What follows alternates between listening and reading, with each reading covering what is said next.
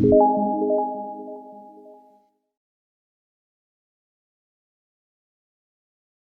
Friends, मैं हूं doctor नवीन अग्रवाल। मैं एक इंटरवेंशनल कार्डियोलॉजिस्ट और गुजरात के वलसाड और वापी जिले में प्रैक्टिस करता हूं।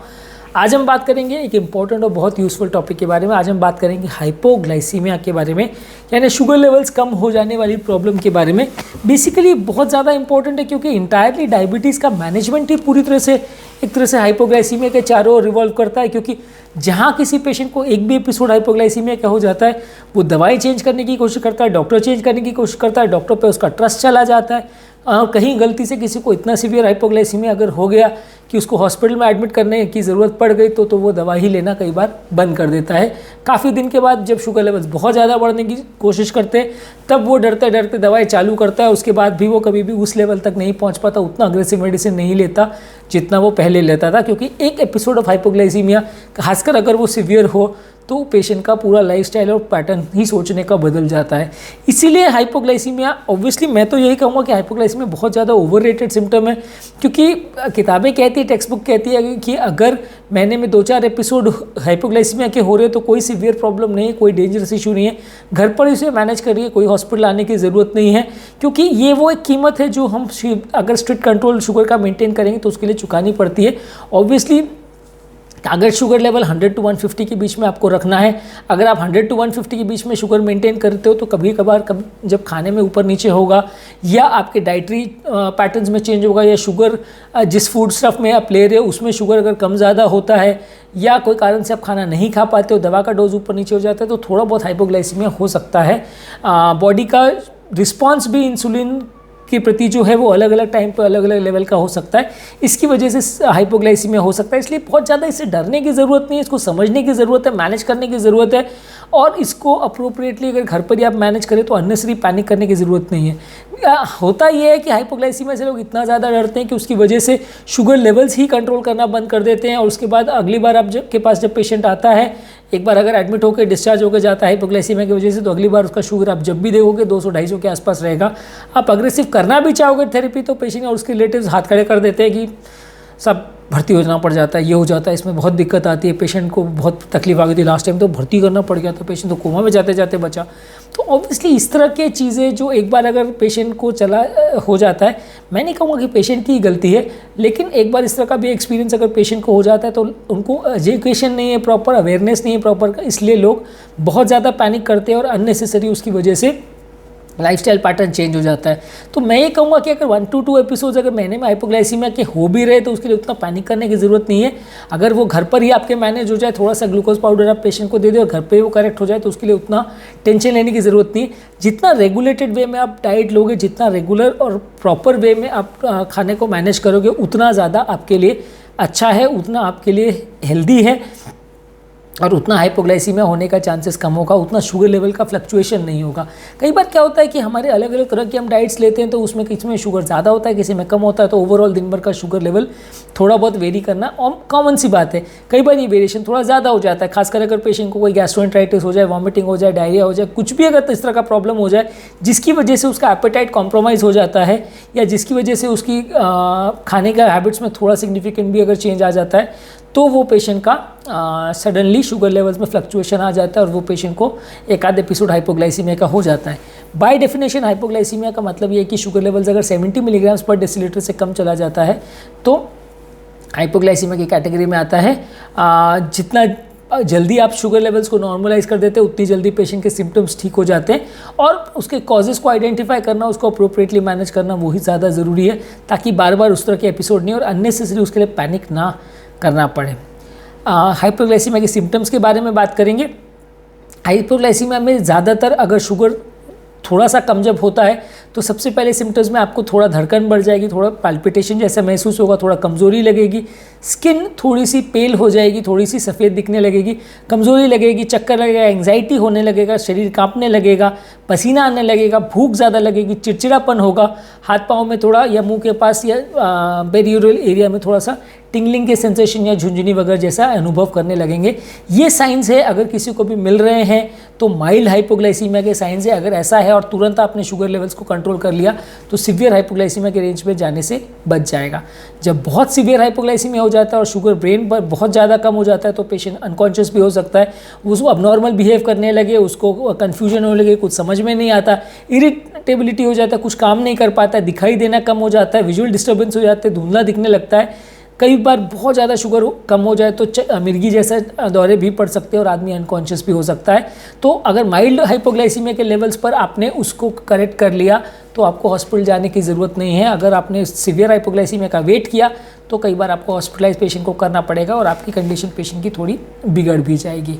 अब बात करेंगे हाइपोग्लाइसीमिया के क्या कारण है। जैसा कि मैंने बोला, शुगर आप टैबलेट्स अगर खासकर ले रहे हो, डायबिटीज़ वाले पेशेंट है, उनके खाने में अगर सिग्निफिकेंट चेंज हो रहा है बार बार, और कई बार ऐसा है कि उन्हें खाना मिस कर दिया, चाहे वॉमिटिंग की वजह से, डायरिया की वजह से, या कोई कारण से भूख नहीं लग रही है, वो खा नहीं पाए और साथ में उन्होंने इंसुलिन ले लिया, खासकर टैबलेट्स ले लिए। तो इंसुलिन का तो कई बार क्या होता है कि लोग कॉन्शियस रहते हैं तो वो इनसे अगर खाना नहीं खाते तो मिस आउट कर देते हैं। लेकिन टैबलेट्स का ऐसा रहता है कि लोग एज अ रूटीन खा लेते। तो अब अगर खाना नहीं खाया आपने तो डेफिनेटली टैबलेट अपना असर तो करेगी। तो टैबलेट अगर अपना असर करेगी तो उस टाइम पर सडनली शुगर लेवल्स लो हो जाते हैं और फिर पेशेंट को दिक्कत होने लगती है। अगर कोई पेशेंट नॉन डायबिटिक है तो उसमें भी कभी कभी हाइपोग्लाइसीमिया हो सकता है, लेकिन डायबिटिक पेशेंट में मेडिसिन की वजह से ही सबसे कॉमनली हाइपोग्लाइसीमिया होता है, खासकर जब खाने पीने में कुछ सिग्निफिकेंट वेरिएशन आए। इसके अलावा नॉन डायबिटिक पेशेंट में कई बार कुछ मेडिसिन की वजह से हाइपोग्लाइसीमिया हो सकता है, स्पेशली अगर किसी को किडनी फेलियर हो। कुछ बच्चों जैसे जो मलेरिया के लिए क्विनिन वगैरह की मेडिसिन देते हैं, क्विनाक्विन करके मेडिसिन होती है, वो देते हैं, तो उसकी वजह से कई बार हाइपोग्लाइसीमिया के एपिसोड्स हो सकते हैं। कोई अडल्ट आदमी अगर बहुत ज़्यादा अल्कोहल पीता है, उसके बदले खाना नहीं खाता है, तो हाइपोग्लाइसीमिया हो सकता है। कुछ क्रिटिकल इलनेस, खासकर अगर कोई लिवर को इफेक्ट करे, लिवर पूरी तरह से अगर सड़ जाए, हेपेटाइटिस हो जाए, तो उसमें हाइपोग्लाइसीमिया हो सकता है, क्योंकि ये शुगर लेवल्स को कंट्रोल करने का बहुत सारा काम लीवर करता है। अगर लीवर सडनली फेल हो जाए तो बड़ा दिक्कत हो जाती है। किडनी डिसऑर्डर्स अगर किसी को हो जाए तो किडनी डिसऑर्डर्स में क्या होता है कि जो बॉडी का इंसुलिन का पचाने का सबसे ज़्यादा काम है वो इंसुलिन को लिवर ही करता है, या इवन मेडिसिन भी जो बॉडी से निकलती है वो सबसे ज़्यादा किडनी की वजह से निकलती है। अगर डायबिटिक पेशेंट में भी सडनली किडनी फेल हो जाए तो उसको हाइपोग्लाइसीमिया हो जाता है। तो इसलिए अगर कोई पहले से कंट्रोल डायबिटिक वाला पेशेंट है, सडनली हाइपोग्लाइसीमिया के इवेंट्स बढ़ गए तो उसका किडनी का फंक्शन सबसे पहले चेक करना चाहिए, क्योंकि ये बहुत बड़ा कारण है कि पेशेंट को सडन हाइपोग्लाइसीमिया के एपिसोड्स आना चालू हो जाते हैं। इसके अलावा लॉन्ग टर्म अगर कोई स्टार्वेशन में रहता है, कोई बहुत ज़्यादा खाना नहीं खाता है, कुछ डाइटरी डिसऑर्डर्स हैं, साइकोलॉजिकल डिसऑर्डर्स है, जैसे एनोरेक्सिया नर्वोसा, जिसमें लोग खाना बहुत कम खाते हैं, जानबूझ के वॉमिट करते हैं, जिसे बुलिमिया नर्वोसा बोलते हैं। अगर इस तरह की चीज़ें लोग करते हैं तो उसमें ऑब्वियसली शुगर लेवल्स कम होता है। एक ट्यूमर है जिसे इंसुलिनोमा बोलते हैं, इंसुलिनोमा ट्यूमर में इंसुलिन का ओवर प्रोडक्शन होता है, तो इसकी वजह से भी कहीं भी शुगर लेवल कम हो सकता है। और बहुत रेयर है ट्यूमर का होना, लेकिन ऑब्वियसली अगर जिसको है तो नॉर्मल डाइट वाले पेशेंट में भी शुगर लेवल्स कम हो सकते हैं। इसके अलावा कुछ बच्चों में हार्मोन डेफिशिएंसीज यानी पिट्यूटरी ग्लैंड का ट्यूमर वगैरह हो, या एड्रिनल ग्लैंड का ट्यूमर हो, जिसकी वजह से ग्रोथ हार्मोन की भी अगर डेफिशिएंसी हो तो भी कई बार बच्चों में थोड़ा सा हाइपोग्लाइसीमिया के चेंज हो सकते हैं, क्योंकि ये सब भी शुगर लेवल्स को थोड़ा बहुत कंट्रोल करते हैं।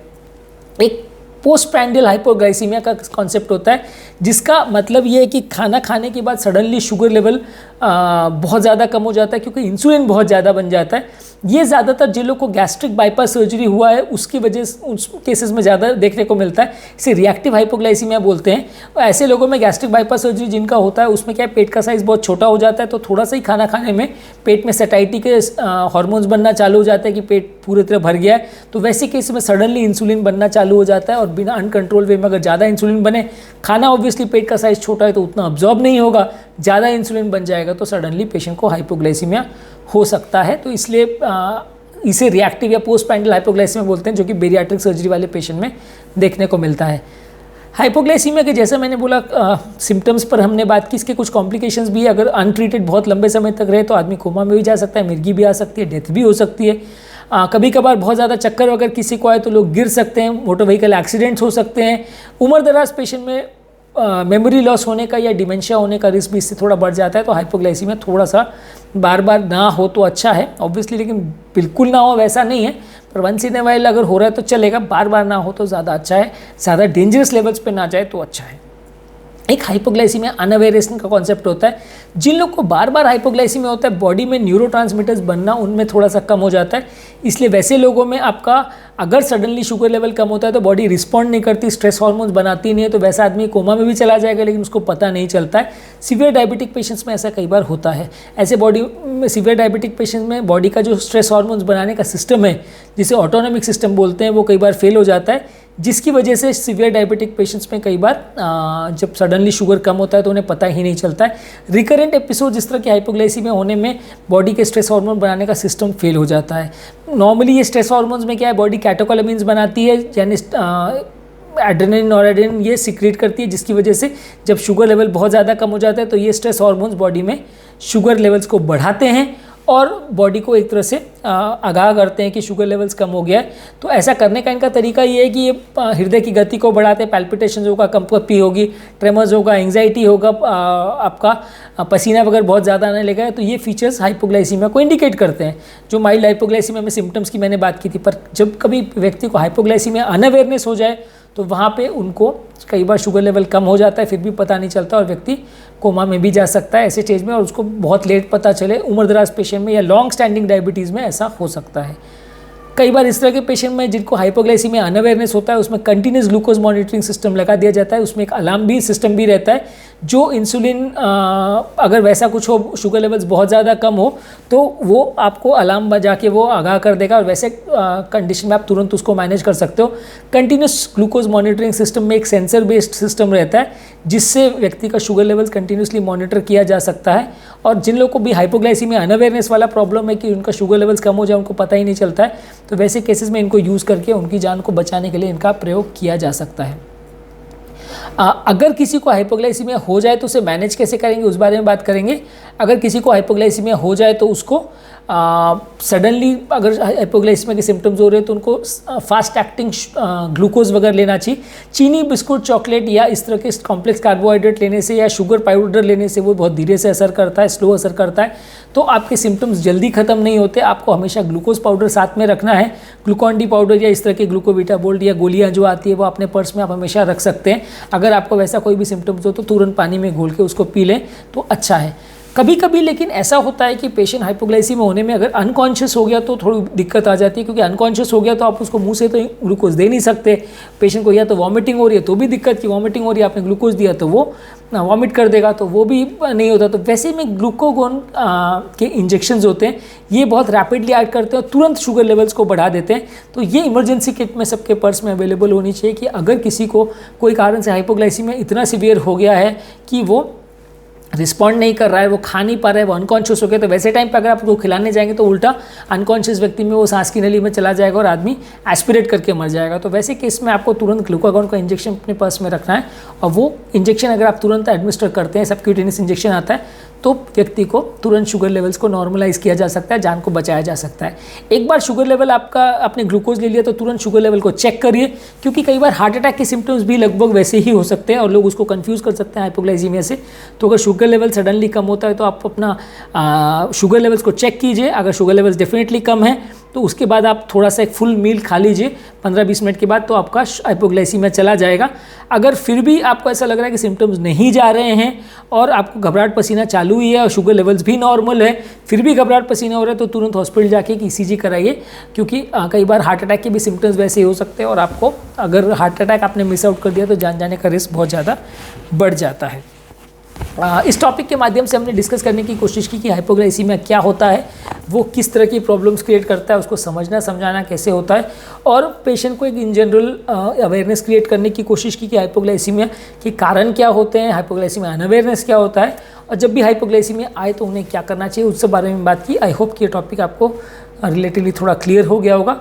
मेरे चैनल का बेसिक पर्पज़ ये है कि हार्ट और हेल्थ से रिलेटेड साइंटिफिकली करेक्ट इन्फॉर्मेशन हम आपके लिए इजीली अवेलेबल करते हैं, ताकि इस तरह के कंटेंट के लिए आपको जगह जगह भटकना नहीं पड़े, आपको डॉक्टर्स और फ्रेंड्स और रिलेटिव्स पर डिपेंडेंट नहीं होना पड़े।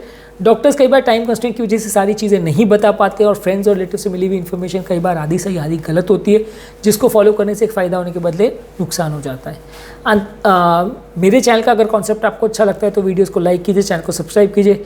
यदि आपको लगता है कि कंटेंट आपके फ्रेंड्स और रिलेटिव्स के लिए यूज़फुल है तो वीडियो के लिंक को उनके साथ शेयर कीजिए। यदि आपके कोई कमेंट्स, क्वेरी, सजेशंस हैं या कोई और टॉपिक्स पर आप चाहते हैं वीडियो बनाएं तो नीचे कमेंट सेक्शन में उस बारे में बताएं। फ्यूचर में उन टॉपिक्स को हम लेने की कोशिश करेंगे और आपके सजेशंस को इनकॉर्पोरेट करने की कोशिश करेंगे। अंत में मैं डॉक्टर नवीन अग्रवाल तहे दिल से आपका शुक्रिया अदा करूँगा कि आपने मेरे टॉपिक को एंड तक देखा। और जो लोग मेरे चैनल पे नए हैं उन्हें रिक्वेस्ट करूँगा कि चैनल को सब्सक्राइब करें। ऐसा करने से हमें चैनल को कंटिन्यू करने के लिए मोटिवेशन और इंस्पिरेशन मिलती रहेगी।